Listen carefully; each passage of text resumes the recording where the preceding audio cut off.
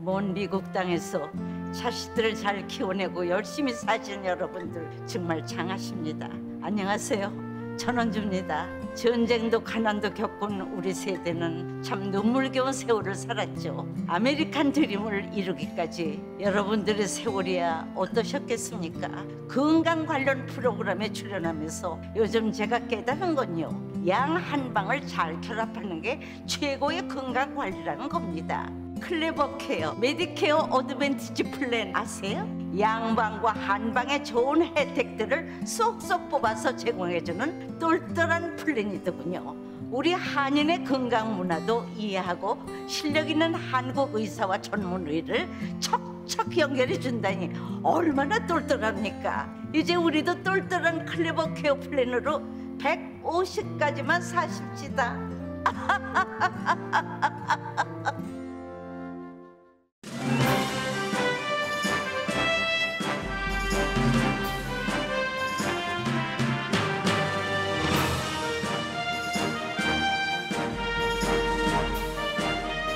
봄을 기다리는 설렘으로 행복한 2월 되시기를 라디오 서울이 응원합니다.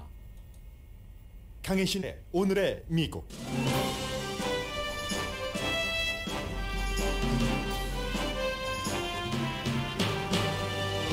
블라디미르 푸틴 러시아 대통령이 미국이 주도하는 세계 질서를 자신이 바꾸겠다고 대국민 연설을 한 뒤에 우크라이나 내부 친러시아 지역을 독립국가로 인정하고 그 지역을 보호한다는 조약에 서명했습니다. 그 뒤 러시아 군대를 탱크에 태워 독립국가로 선포한 도네츠크와 루한스크에 배치했습니다. 러시아가 우크라이나 침략의 전초지를 확보하자 미국은 1차 제재를 했고 유엔에서는 긴급 비상회의를 했으며 바이든 대통령이 오늘 대국민 연설을 합니다. 독일은 주저했었던 러시아와 연결된 천연가스 파이프라인 가동 승인을 안 한다고 선언했습니다. 러시아의 우크라이나 침공이 전면전이 될지 국지전이 될지 등 이런 모든 것들이 불안한 주식시장과 에너지 마켓은 출렁입니다. 지난해 미국의 평균 주택값은 19%가 올랐고 최근 주택 신축이 크게 늘어나고 있지만 주택 소유를 꿈꾸는 사람들에게는 크게 도움될 상황은 아닙니다.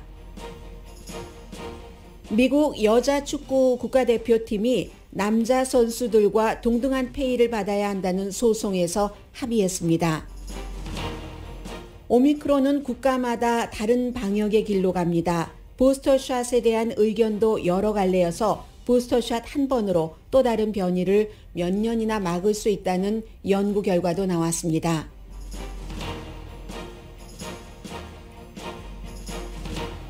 여러분 안녕하십니까? 오늘의 미국 강혜신입니다. 네, 어제 오늘의 미국이 끝날 부분쯤 해서 이제 러시아가 우크라이나를 침공한다는 여러 가지 사인을 보여줬고 오늘 아침 지금 백악관 출입 기자는 미국의 국가안보국에서는 어제 우크라이나에 있었던 여러 가지가 우크라이나 전면적으로 침략한다는 것의 시작이다. 침공이 시작됐다라고 표현을 합니다. 토머스 프리드먼이라는 미국의 뉴욕타임즈 칼럼니스트가 오늘 아침 칼럼에 뭐라고 썼느냐면은 세계에서 아주 큰 이 같은 역사를 바꿀 만한 분쟁 사건이 일어날 때 기자들은 항상 이거 어디에 내가 그 기자로서의 본거지를 둬야지 되지? 이번 러시아의 우크라이나 침공의 경우는 독일이 여러 가지 경제적으로 러시아에 제재를 할 수 있으니까 내가 뮌헨에 나의 머리를 둬야지 되는가? 워싱턴일까? 모스크바일까? 아니면 침공당하는 우크라이나의 수도 키브일까? 이렇게 생각을 한다는 겁니다. 그런데 컬럼니스트 토마스 프리드먼은 나는 이번에 나의 그 취재의 근거지를 블라디미르 푸틴의 머릿속에 두겠다 했습니다. 그만큼 이 모든 것들을 블라디미르 푸틴이 주도를 해나가고 있습니다.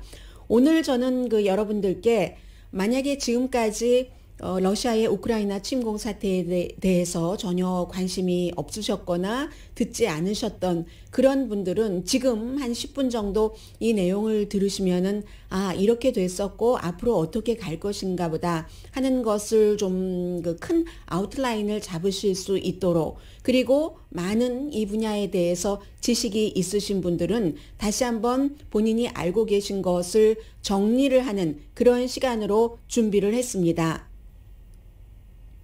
블라디미르 푸틴 대통령이 어제 대국민 연설을 했고, 그리고 그 러시아에서 대통령이 어떤 중요한 결정을 내릴 때 안보 회의를 하는데 그 회의를 생중계하는 것은 아주 드문 일인데 어제 그 생중계를 했습니다. 그리고 오늘 로스앤젤레스 시간으로 오늘의 미국이 끝나고 1시간 뒤인 바이든 대통령이 11시에, 서부 시간으로는 2시가 되죠? 2시 맞죠?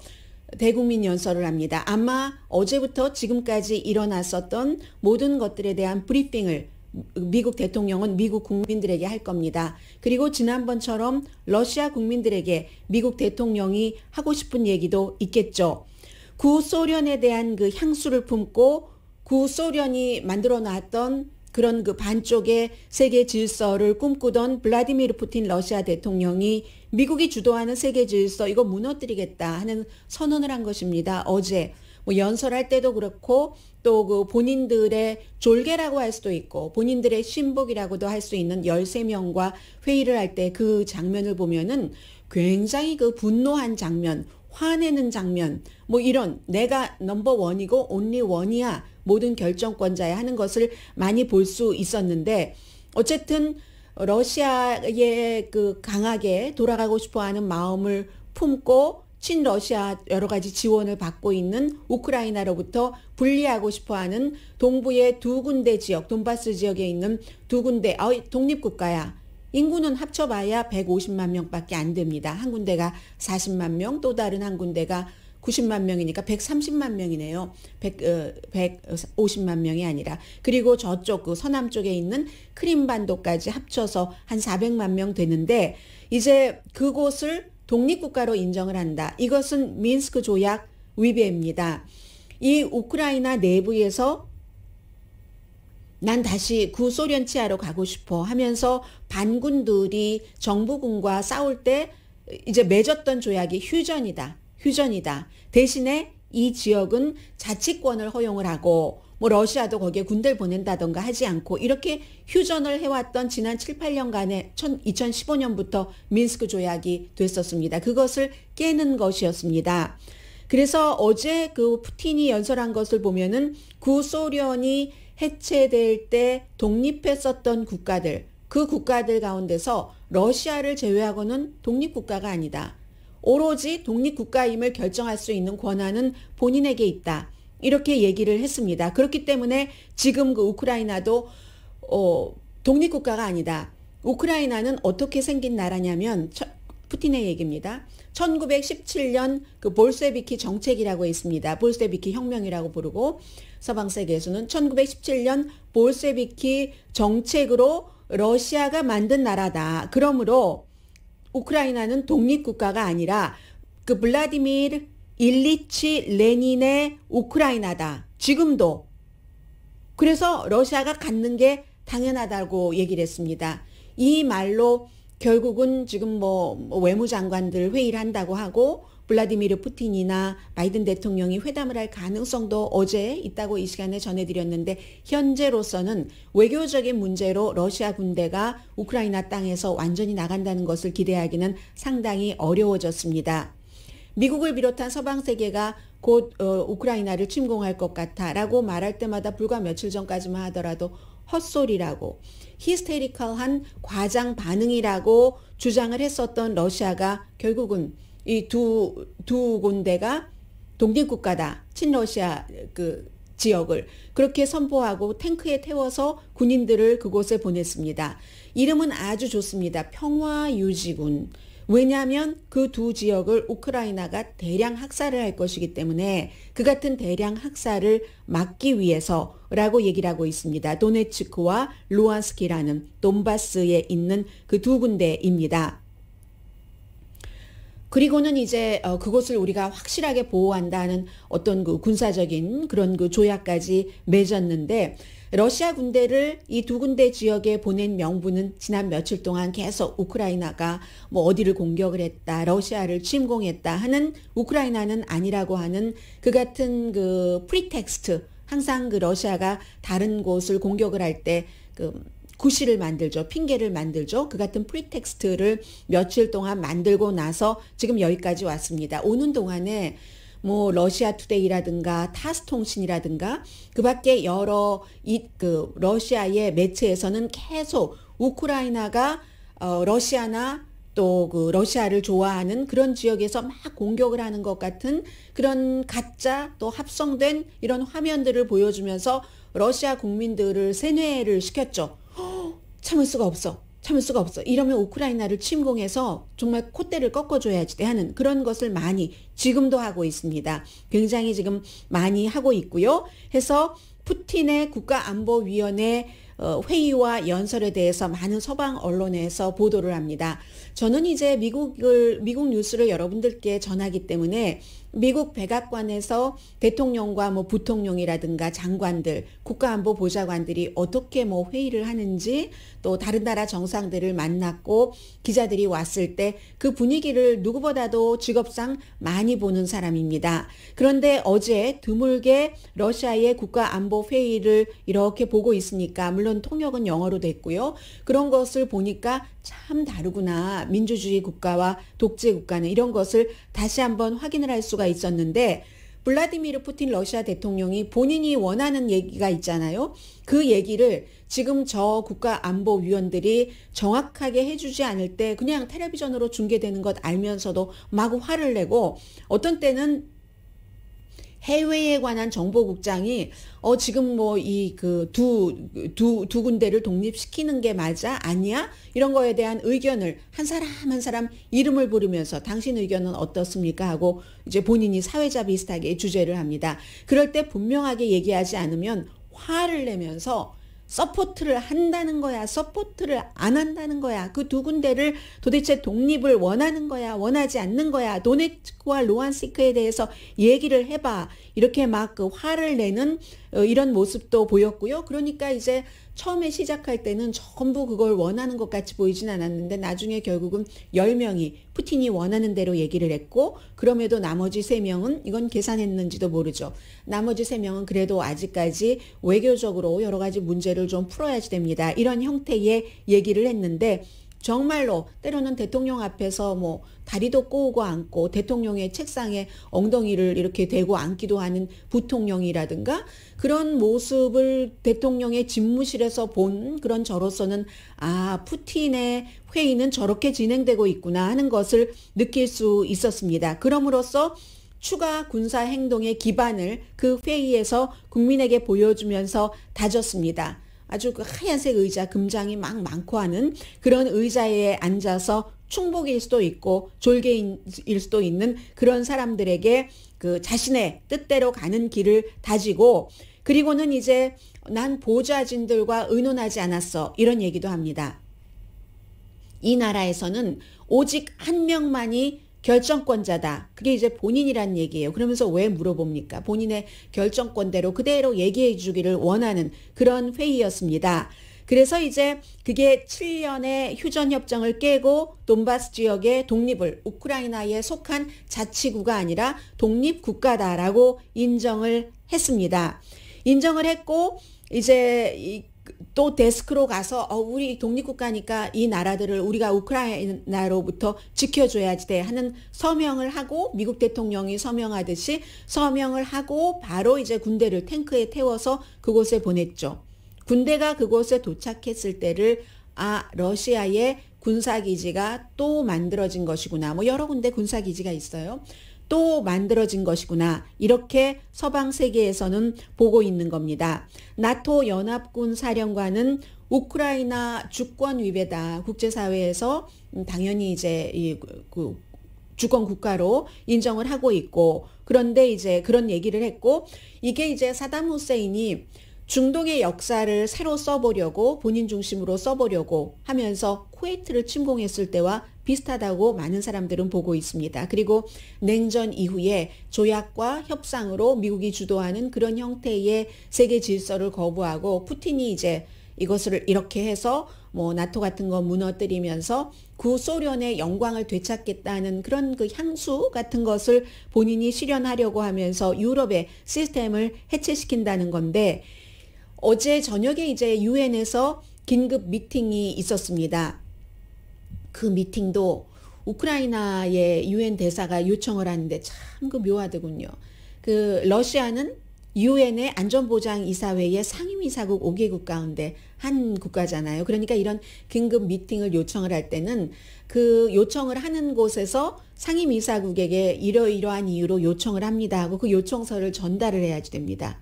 지금 이미 침공을 당한 우크라이나의 유엔 대표가 침공을 한 러시아의 유엔 대표에게 이러이러해서 비상회의를 했으면 좋겠습니다 하고 전달했고, 이제 다른 나라들 뭐 프랑스나 영국이나 미국이 이것을 원하기 때문에 어제 회의가 뭐 러시아는 비공개 회의로 하자 했는데 공개 회의로 해서 뭐 당연히 이제 러시아를 비난을 하고 했습니다. 지금 중요한 것은 얼만큼 더 이 우크라이나를 침공을 할 것인가. 어제 바이든 대통령이 이제 바로 제재를 한 것이 있고 오늘도 또 제재를 할 것이고 그 밖에 여러 가지 이유가 있고 절차가 남아 있는데, 그 비상회의의 요청을 받아든 유엔 주재 러시아 대사는 그거 뭔 소리냐. 우크라이나에는 우크라이나 정부를 지지하는 사람만 살고 있는 게 아니다. 400만 명이나 되는 러시아를 지지하는 사람들도 살고 있다. 우리 러시아가 그들을 보호해야지 된다. 우크라이나 정부로부터 이제 이런 얘기를 했습니다. 4,400만 명 가운데 400만 명이 과거 우크라이나 러시아 때로 돌아가고 싶다고 하고, 러시아는 어제 푸틴 대통령이 얘기한 것처럼 우크라이나가 러시아가 만든 나라다. 볼셰비키 그 정책 이후에 라고 얘기를 하지만 그렇지는 않습니다. 9세기까지만 하더라도, 그 이전의 이전도 있지만 9세기까지만 하더라도 이제 러시아와 말하자면 우크라이나와 러시아가 같은 그 슬라브 그랬고, 그리고 지금 우크라이나의 수도인 그 북쪽에 있는 그 키예브, 우리가 소설에서 너무너무 많이 봐서 저도 키예브로 익숙한, 그러나 우크라이나가 키예브로 부르기를 원하고 미국은 전부 키예브로 부릅니다. 아직 한국은 키예브라고 부르는 것 같아요. 러시아가 원하는 형태로 부르는 것 같은데 오랜 습관이죠. 이 키예브에 대해서는 한때는 그 구소련과 우크라이나가 전부 여기가 우리 슬라브의 언어와 종교와 또 어떤 문화의 시작인 곳이다. 이렇게 서로 주장을 했었던 곳이기도 합니다.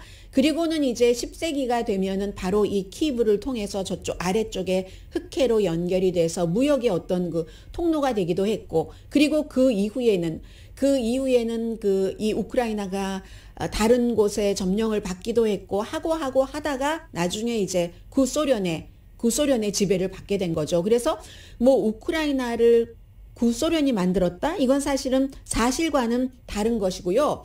푸틴이 우크라이나가 구소련에 의해서 만들어졌다라고 얘기하고 싶은 시점이 그게 푸틴의 시점이라면, 그럼 또 다른 시점으로 가면 우크라이나는 다른 나라 소속이었고 또 다른 나라 소속이었고 이렇게 복잡하기 때문에 국가, 영토로 딱 그어진 그 국가는 현재의 입장에서 그 주권을 인정하는 것이 맞다. 6번째 말씀을 드립니다. 그래서 유엔 사무총장도 영토 조약 위반이고 주권 위반이며 유엔 헌장 위반이다. 국제사회라는 곳에 질서가 있으니까는요. 그렇게 하는 것이고, 그래서 이제 오늘 이제 미국의 정찰기가 러시아의 그 여러 가지 전투기 같은 것도 감시하고 있고, 도네츠크와 르한스키 지역에 대한 무슨 제재라든가 이로 인한 증권시장 같은 것의 흔들림, 이런 것들은 잠시 뒤에 전해드리겠습니다. 블로드미르 젤렌스키 우크라이나 대통령은 침착하자 국민에게, 우리가 지금 우리 땅에 있다. 우리 땅에 발붙이고 있다.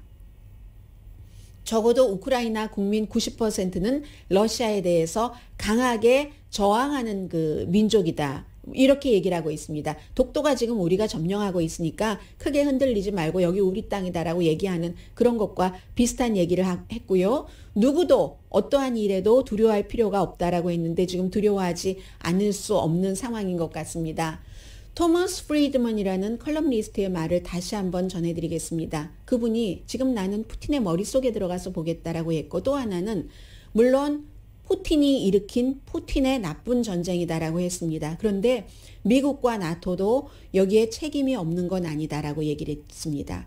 왜냐하면 이제 2차 대전 끝나고 나서 국제사회가 이러이러한 질서로 평화를 유지하자 하면서 나토도 설립하고 이러저러한 일로 해서 그렇게 규칙적으로 왔는데, 이게 어느 순간에 1990년대가 되니까 그때가 이제 91년도에 구소련이 무너졌죠.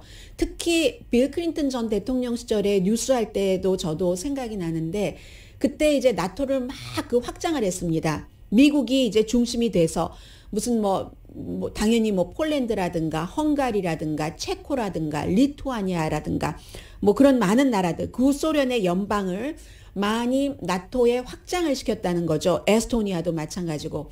그때 미국의 생각은 뭐였냐면, 그 당시에 토머스 프리드먼 자신은 이거 그렇게 확장하면은 러시아를 자극하는 것이야 라고 했을 때 아무도 자신의 얘기를 들어주지 않았다고 오늘 쓰고 있습니다. 이렇게 자꾸자꾸 나토가 힘이 세지니까 러시아로서도 압박을 받았다는 얘기를 합니다. 그런데 그 당시에 미국의 생각은 뭐였냐면, 그때는 이제 고르바초프가 있었고 고르바초프에서 옐친으로 넘어갔고 이런 때였잖아요. 그러니까 언젠가는 구소련이 저렇게 냉전이 끝나고 해체가 됐는데, 언젠가는 구소련, 러시아라는 시스템이 민주주의 시스템으로 올 수도 있겠다 하는 것을 희망을 하면서, 그러려면은 더 많은 민주주의 시스템을 다져놓는 게 좋겠네 하고 그렇게 확장했던 것이 오히려 그리고 러시아 자체에도 민주주의적인 지도자가 나오겠지. 왜 고르바초프에게서 봤었던 여러 가지 불빛 같은 것, 이런 것들을 그 서방 세계에서 보고 그렇게 헛된 꿈을 꿨었다는 겁니다. 그런데 블라디미르 푸틴이라는 구소련의 공산주의로 사회주의로 그때의 여러 가지로 돌아가려는 사람이 장기 집권을 하면서 오히려 나토를 확장해 놓은 게 어떤 그 분개심, 어제 막 기자회견을 할 때, 기자회견이 아니라 대국민 연설을 하고 회의할 때 보여준 적개심을 만들었다는 겁니다. 과거에 서구 사회에 중국이 지고 말았을 때, 그때 등소평이, 그래? 두고 봐라. 우리식으로 게임을 해서 보여주겠어 하고는 중국식의 그 여러 가지 강함을 계속 이어나갔는데, 블라디미르 푸틴도 마찬가지였다는 거죠. 그래서 결국은 이것도 이제 이 토마스 프리드먼이라는 사람이 지금에 와서 하는 얘기이기는 합니다만은, 기본적으로는 주권 국가를 군화로 짓밟으면은 거기에 대해서 정상적인 사고를 갖고 있는 사람이 많이 지지할 리는 없을 것 같고요. 지금부터 이제는 이 침략이, 러시아의 우크라이나 침공이 어떠한 영향을 미치게 될지 여러 가지를 보고 본격적인 침공이 시작될지까지를 지켜봐야 되는 시점이 됐습니다.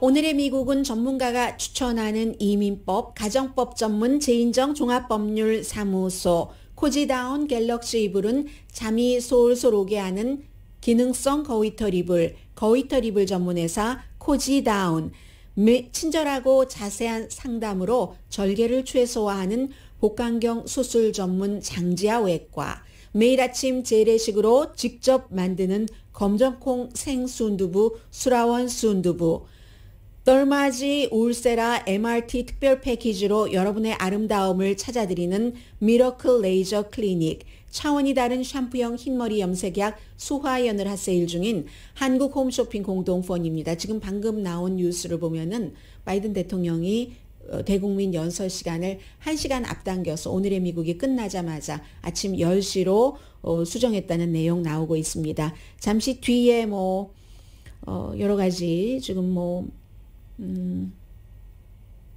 오미크론도 전해드려야지 되고 전해드릴 뉴스가 많이 있습니다.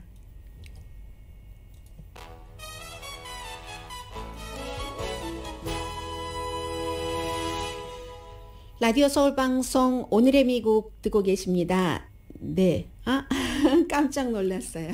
제가 이 방송을 하면서 이 화면도 보고 저 화면도 보고, 컴퓨터 없으면 저는 방송 못합니다. 하다가 여러분들께 지금 말씀드릴 그 부분이 다 날아간 줄 알았어요. 그렇다면 어떻게 했어야지 될까요? 알아맞혀 보세요. 그래서 대강의 키워드는 카피를 해서 저쪽 자리에다가 보관해 두고 있습니다. 그런 일이 있으면 빨리 가져오려고요. 마음의 평화를 위해서. 우선 그 오미크론부터 말씀드리겠습니다. 뉴스가 참 그 사이클이 빨라요. 어제 아침에 제가 보리스 존슨 영국 총리가 모든 것을 전면 규제를 풀려고 했는데 좀 그 안 되고 있는 것 같습니다 했는데 결국은 어제 오후에 모든 전면 규제를 풀었고 엘리자베스 여왕은 약한 증상을 느끼고 있는데 뭐 활동은 예정됐던 것 한다 했었는데 결국은 이제 가상 그 컴퓨터 온라인상의 스케줄도 오미크론 이 코비드 때문에 취소했습니다. 그런데 영국이라는 국가는 먼저 겪었으니까 모든 것을 풀었는데 홍콩은 또 반대로 갑니다. 미국은 뭐 영국과 홍콩의 중간쯤이라고 볼 수 있는데 아직도 이 오미크론에 대해서 우리가 완전히 안심할 수 있는 단계가 아니기 때문에요. 홍콩이라는 국가는 지금부터 모든 국민이 항상 그 테스트를 할 수 있도록 그리고 테스트의 의무화를 정했습니다. 국가가 다 테스트를 뭐 무료로 해서요. 700만 명인데 하루에 한 100만 명 정도는 테스트할 수 있다고 하거든요. 지금 홍콩도 2월 15일 이후에 하루에 확진자가 5천 명이 나옵니다. 홍콩 인구 뭐 700만 명으로 보면은 LA 카운티보다도 작은데 뭐 로스앤젤레스의 2배도 안 되는데 시에 2배도 안 되는데 굉장히 많은 편이죠. 그래서 이거 안 되겠다 싶어서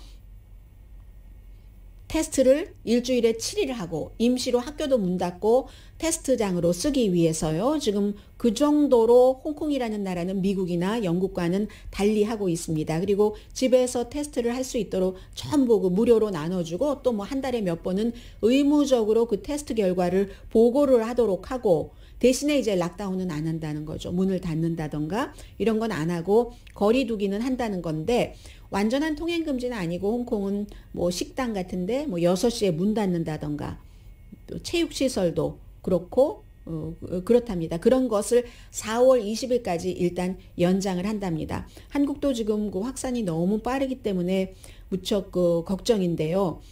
대신에 이제 부스터샷을 한 번만 맞아도 이 부스터샷이라고 하는 것은 파이저 앤 바이오엔텍과 그리고 모더나의 부스터샷을 말합니다. 이 두 가지를 맞으면 한 번만으로도 몇 년 동안 그 면역이 지속될 수 있다. 이것은 지금까지는 이제 어떤 데서는 매년 맞아야지 된다. 심지어 그럼 연방정부가 매년 이 코비드 19에 대한 그 접종을 해야지 되는가? 뭐 이런 얘기들 많이 있었잖아요. 그런데 이거 그래도 된다 하는 연구 보고서가 새로 나왔다는 것을 말씀드리고요. 어디에 근거하냐면 과학자들이 설명을 할 때 그럴 수 있다. 왜냐하면 이 방식이 파이저 앤 바이오엔텍과 또 그 모더나의 백신 방식이 예전에 우리가 사르스를 아시아에서 많이 겪었잖아요. 2003년도에.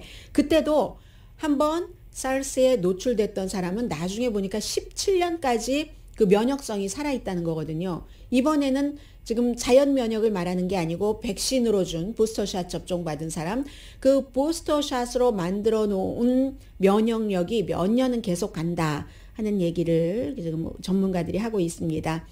팍스뉴스의 닐 카프토라는 앵커가 비교적 젊은 편인데 아주 젊진 않지만요. 중년 이상이고요. 이분이 그 오미크론 바이러스에 감염이 됐었습니다. 그리고 원래 암도 앓았고 다른 기저질환이 있기 때문에 굉장히 위험한 사람이죠. 그 응급실에서 치료를 받았는데 다 낫고 나와서 하는 얘기가 나 백신 안 맞았으면 지금 여기 없을 뻔했어요. 이런 얘기를 했고요. 또 캐나다 같은 경우도 비상사태 연장안이 캐나다 국회에서 통과가 됐습니다. 지난주에 뭐 트럭 기사들이 하도 뭐 백신 접종에 반대하면서 시위를 하니까 비상사태를 선포를 했고 그리고 국가가 캐나다가 1988년 이후에 처음으로 비상사태를 선포했는데 그 비상사태라고 하는 것은 불법으로 어디를 점거하고 시위하고 길을 막고 경제활동에 해를 주고 하면은 영장 없이 체포되고 또 구류도 되고 그럴 수 있는 상태였잖아요. 지금 캐나다에서 정치인들이 30일 더 연장하도록 해줬습니다.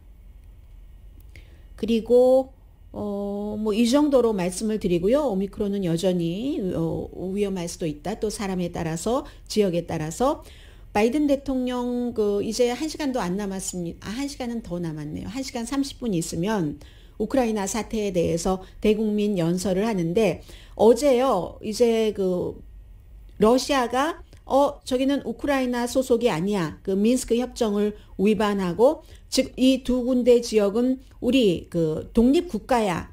도네츠크와 루안스키 이렇게 선포를 했기 때문에 어제는 일단 도네츠크와 루안스크 그 밖으로는 러시아 탱크가 가지 않았으니까 이 두 군데와 무역을 할 수 없도록 투자도 할 수 없도록 대체적으로 그 같은 일단 이제 급하게 준비를 해놨었던 그러한 것에 그 경제 제재를 했고요. 그리고 오늘 이제 추가로 당연히 하겠죠. 러시아에 대한 경제 제재도 있고 또 영국도 러시아에 대한 제재를 발표를 할 테고 그 가디언이 오늘 아침에 보도한 것 보니까 대단할 것이다 라고 얘기를 했는데 그리고는 이제 미국과 다른 나라들이 합동으로 러시아에 대한 어떤 그 제재를 하겠죠. 제일 중요한 것은 독일이었는데 독일이 몇 개월 동안 미국 대통령과 함께 그 회담을 하고 기자회견 할 때도 우리는 하나의 입장입니다라고 얘기를 하면서도 그 노르드스트롬 2라는 러시아에서부터 우크라이나를 거치지 않고 바로 독일로 가는 천연가스 파이프라인에 대해서 말하지 않았잖아요. 어제 우리는 바로 이 노르드스트림 2 천연가스 파이프라인 허가 과정 이 지금 허가 주는 마지막 최종 단계의 허가를 주는 과정이었는데 그 과정을 일단 스탑했다라고 얘기를 했습니다. 허가하는 과정이 스탑되면은 이게 운영될 수가 없는 것이고 그로 인해서 뭐 독일도 뭐 러시아도 물론 못 팔아서 손해지만 독일도 유럽도 지금 받는 그 러시아로부터 받는 천연가스의 뭐 2배는 받을 텐데 굉장히 손해인데도 불구하고 우크라이나를 침공하면서 러시아가 구소련을 꿈꾼다는 것은 우리가 지정학적으로나 이념적으로나 용납하지 못한다 하는 것을 독일이 보여준 겁니다. 유럽의 안보, 그 에너지 안보도 굉장히 중요하지만 그러면 에너지값 얼마나 올라가겠어요? 그래서 그것도 중요하지만 그것보다는 이 세계의 질서가 평화적인 이 질서가 망가진다는 것에 더 신경을 쓴 거죠. 독일에서 지금 그 같은 것도 했고요. 중국도 마찬가지로 러시아에서 에너지 수입의 뭐 한 3분의 1 정도는 아마 러시아에서 가지고 오는 것으로 알고 있는데 그럼에도 불구하고 그 러시아를 지지한다 하면서도 시진핑이 러시아가 우크라이나를 침공하는 것을 지지한다라는 그 최종적인 말은 하지 않았었습니다. 뭐 러시아의 입장을 마구 지지하고 하는 것처럼 하면서 그리고 막상 또 여러 가지 경제 제재가 왔을 때는 이 중국도 아마 그 서방 세계의 경제 제재에 부분적으로는 동참을 하고 뒤로는 또 뭐 러시아와 거래를 할 수 있고 그게 중국이 지금 그 북한과 하고 있는 것과 똑같잖아요. 중국은 항상 똑같은 말을 합니다. 어제 유엔의 그 비상회의에서도 중국이 뭐라고 얘기를 했냐면 모든 국가들이 다 침착하고 어떠한 폭력이 없는 선에서 이 문제를 해결해야지 된다.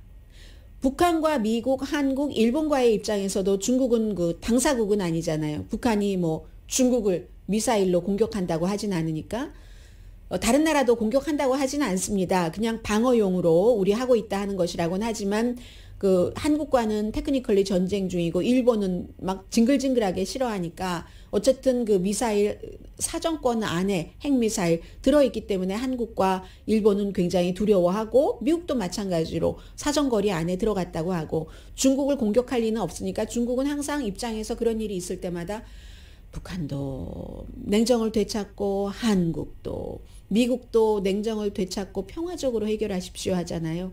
우크라이나 사태에 대해서도 지금 중국 똑같은 입장을 얘기를 했습니다. 이로 인한 뭐 주식시장, 에너지시장 움직임, 또 주택시장의 변화 잠시 뒤에 전해드립니다.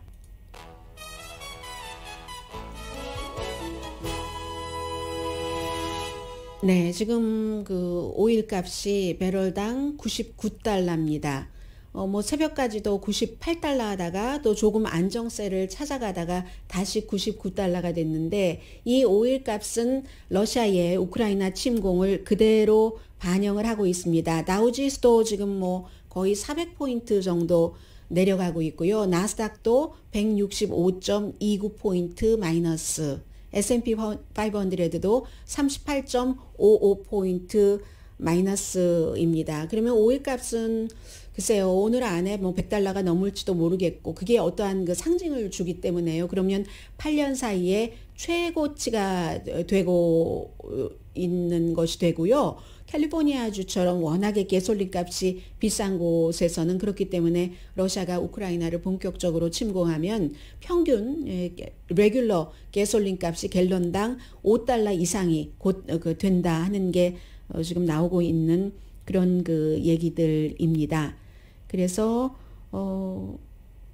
이자율 문제도 있고 또 뭐 그러니까는 점점 그 주식 시장은 좀 힘들고 지금 조금 정리하는 단계라고 할까요? 정리, 이 단어를 주식 시장에서 표현하는 단어로 쓰자면 굉장히 많이 올라갔던 것을 코렉션하는 그런 단계라고 할까요? 물론 옆에서 때려주는 사람이 있었죠. 이자율도 곧 3월 달부터 올라갈 것이고 푸틴도 때려줬고 하니까 좀 그 정리하면서 자리를 잡아가는, 너무 많이 올랐었던 그런 단계인 것 같고, 에너지 마켓은 지금 흔들리고 있는 것이고요. 브렌트 원유값이 99달러 배럴당 되고 있기 때문에, 그래서 또 블라디미르 푸틴이 서방 세계의 완전한 아주 완벽한 경제 제재가 오기 전에 본인이 스스로 이 뭐 에너지를 서방 세계에 팔지 않을 수도 있죠. 당해봐라. 유럽 그 가솔린 값 높은 것 한번 당해봐. 이렇게 되는 경우 에너지 전쟁이라고 우리가 이름을 붙일 수 있는 겁니다. 항상 그 모든 나라에서 갖고 있는 자원은 무기가 되잖아요. 에너지 웨폰이 되는 거죠. 블라디미르 푸틴이라는 독재자에게는. 네, 그래서 이제 뭐 러시아 의회 멤버 가운데서 돈바스 지역의 두 군데를 우크라이나로부터 독립하자, 여기에 찬성한 사람들이 뭐 351명인가 그렇대요. 그러한 사람들에 대해서도 이제 미국과 유럽이 여러 가지 경제 제재를 지금 하는가 봅니다. 유럽연합 뭐 27개국이 어떠한 얘기들을 오늘은 또 내놓겠죠. 그리고 국내로 돌아오면은 주택이 지금 지난해 주택값이요, 전반적으로 렌트비는 뭐 투베드룸이 뭐 14% 정도 평균 올랐다라고 말씀드린 게 불과 얼마 전인데 집값은 더 올랐네요. 19%라고 하는데 이게 이제 가장 많이 쓰는 그 차트입니다. S&P 500 코어 그 케이스 쉴러, 여기서 이제 19%라고 하는데 지역에 따라서는 19% 훨씬 넘게 집값이 오른 곳이 있을 겁니다. 지난해 12월 아무튼 18.8%니까 1년 만에, 34년 만에 주택값도 1년 대비 최고치로 올랐습니다. 그리고 12월 달이 되면 좀 내릴까 했는데 12월 달에도 내리지 않았어요. 1년 내 18.8%가 올랐으니까 뭐 1월 달에 얼마, 2월 달에 얼마 해서 합친 거잖아요. 12월 달에도 1.3% 집값이 비싸졌습니다. 계절적인 요인 다 감안하고 했는데, 이게 이제 S&P 500 그 코어 러직 그 케이스 쉴러는 20개 대도시를 중심으로 한 거니까 아마 여러분들께서 오늘의 미국을 듣고 계시는 거의 모든 지역이 커버가 될 것 같습니다. 12월 달에 내려가지 않았다 하는 것이 주목되는 것이고, 인벤토리가 없으니까 당연히 그렇겠죠. 2020년 봄부터 팬데믹이 막 시작됐을 때부터 재택근무를 하기 시작했고, 또 이자율도 계속 낮은 채로 있으니까, 그리고 팬데믹 때문에 주택 신축도 못했어요. 그러니까 당연히 집값이 올라갈 수밖에 없었고, 주택 판매는 2021년에 그래도 조금 줄어들기는 했어요. 올 봄에 나아질 것이다 라고 생각하고 계시는 분들이 많이 계실 텐데, 왜냐하면 두 가지 이유로, 하나는 이자율이 오르니까 전 같지는 않다, 사려는 사람도 좀 덜 할 테고 이렇게 생각을 하고, 또 하나는 이제 또 그 뭐 신축도 많이 한다고 하니까 공급이 부족한데 하는데요. 주택 신축은 좀 다른 문제입니다. 건축계가 움직이긴 해요. 이제 팬데믹을 포함해서 많은 것에 대해서 제재가 풀어지면서, 전에는 그 do it myself, 집을 꾸미는 것을 내 스스로 하는 것에 돈을 많이 썼는데 이제는 주택 신축을 움직이기는 하는데, 그게 어떤 분야의 주택을 신축하느냐가 중요한 거잖아요. 해서 노동시장에도 영향을 미치고요. 지난 12개월 동안 거의 4만 개의 일자리가 주택 신축에서 마련이 됐는데, 2000년대 중반에도 한번 주택 그 신축 붐이 쫙 일어났었죠. 그때와는 다릅니다. 그때는 주로 단독주택을 지었는데 지금은 다세대 주택, 이게 뭐 컨도미니엄이 됐던 타운홈이 됐던 아파트먼트가 됐던 듀플렉스, 포플렉스가 됐건 그러한 다세대 주택을 많이 짓는다고 하니까 아파트비가 너무 비싸요. 이런 분들께는 조금 그 렌터들에게는 조금 나아질 수 있지만 주택 소유를 원하시는 분들께는 아직은 그렇게 쉽게 풀릴 문제는 아니라고 말씀드립니다.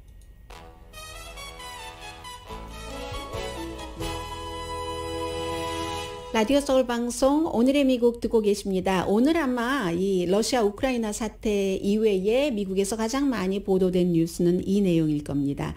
미국 국가대표 그 축구팀 여자는 굉장히 잘하잖아요. 월드컵 제일 뭐 처음부터 우승하고 했었는데 그 여자 팀이 처음에는 이제 뭐 미국 축구 연맹에 아니 우리는 이렇게 잘하고 이랬는데도 왜 남자 월드컵 대표팀과 봉급 차이가 이렇게 많이 납니까? 숫자는 정확하게 기억하지 못하는데 어마어마했어요. 어마어마한 차이가 나니까 계속 그렇게 시정을 요청을 했는데 안 들어줬죠. 미국 축구협회에서는 다 그것이 돈과 연관이 되니까 시청률이라든가 남자 축구대표 선수들이 못해도 뭐 벌어주는 돈이라든가 이런 것을 얘기를 들어서 어떠한 그 자본주의의 그 시스템 그 안에서 설명을 해줬는데 그러니까 여자 축구대표팀이 그걸 받아들이지 않고 결국은 28명인가요? 합동으로 고소를 했습니다. 28명 맞네요. 2019년도에 이 소송이 시작이 됐는데 결국은 미국 축구협회와 합의를 했답니다. 지금까지 덜 받은 돈까지 다 합쳐서 2,400만 달러를 받기로 했는데 2,400만 달러 소송에서 2,200만 달러는 선수들에게 이제 28명에게 나눠주겠죠. 그리고 나머지 200만 달러는 또 축구를 하는 소녀들도 있고 뭐 말하자면 관련 그 자선재단도 있고 하는 그런 곳으로 돌아간답니다. 이게 참 2019년부터니까 코비드 그때도 이제 열심히 뭔가가 진행이 됐었던 거죠. 그런데 법원에서의 절차가 좀 남아 있답니다. 그리고 또 하나는 미국 그 축구협회가 국가대표팀에게 얼마를 주느냐 이게 권한이 있지만 국제축구연맹 그 FIFA의 월드컵 상금에는 미국 축구협회가 관여할 수가 없잖아요. 그러니까 월드컵에서 얼마큼 이겼을 때 얼마 돈 주고 하는 거 그것은 이제 또다시 문제 해결이 남아있는가 봅니다. 남자와 여자의 구분을 두고 돈을 줘서요. 그런데 미국 여자 축구대표팀이 이건 정말 전례 없는 승리예요. 전례 없는 승리예요. 이렇게 얘기를 하고 있는데 만약에 그게 그렇지. 남자가 돈을 더 많이 벌어준다고는 하니까 일단은 받아들여야지 어떻게 되겠어. 근데 그 봉급 차이가 아주 조금이었다면 어쩌면 이해했을지도 몰라요. 그런데 너무너무 많기 때문에 이거는 아니야. 남녀 차별이야 하고 소송을 했기 때문에 이런 날이 온 것이고 여자 그 축구대표 선수들이 모든 여성에게 동등한 페이에 있어서의 승리다라고 얘기를 하고 있습니다. 그런데 이렇게 되고 나면은 그 다음에 또 불화가 그 가운데서 풀어야 될 것들이 또 있답니다. 또 남자 선수와 여자 선수들 간에 그동안에 사실은 봉급을 똑같이 많이 줬다던가 똑같이 덜 줬다던가 하면은 어땠을지 모르겠는데 뭐 또 거기에서 또 문제가 생기고 항상 뭐 모든 일들이 그렇죠. 뭐 산 넘어 산이고 또 산 넘어 산이고 산 넘어 산을 건너가니 오늘의 미국은 전문가가 추천하는 이민법, 가정법 전문 재인정 종합법률사무소 코지다운 갤럭시 이불은 잠이 솔솔 오게 하는 기능성 거위터 리블 전문회사 코지다운, 친절하고 자세한 상담으로 절개를 최소화하는 복강경 수술 전문 장지하 외과, 매일 아침 재래식으로 직접 만드는 검정콩 생순두부, 수라원 순두부, 떨마지 울세라 MRT 특별 패키지로 여러분의 아름다움을 찾아드리는 미러클 레이저 클리닉, 차원이 다른 샴푸형 흰머리 염색약 수화연을 핫세일 중인 한국 홈쇼핑 공동후원이었습니다. 10시에 좋은 아침, 좋은 하루 방송됩니다. 11시가 아니라 이제 곧이군요. 바이든 대통령이 1시간 앞당겨서 대국민 연설을 한다고 하고 또 그것보다 중요한 것 가운데 또 하나가 이 러시아가 굉장히 그 해킹을 많이 하고 있기 때문에 미국의 기간 산업이라든가 에너지 업계라든가 이런 데에 어떤 일을 할 것인가도 지금 굉장히 중요하게 보아집니다. 내일 다시 뵙겠습니다. 강혜신이었습니다.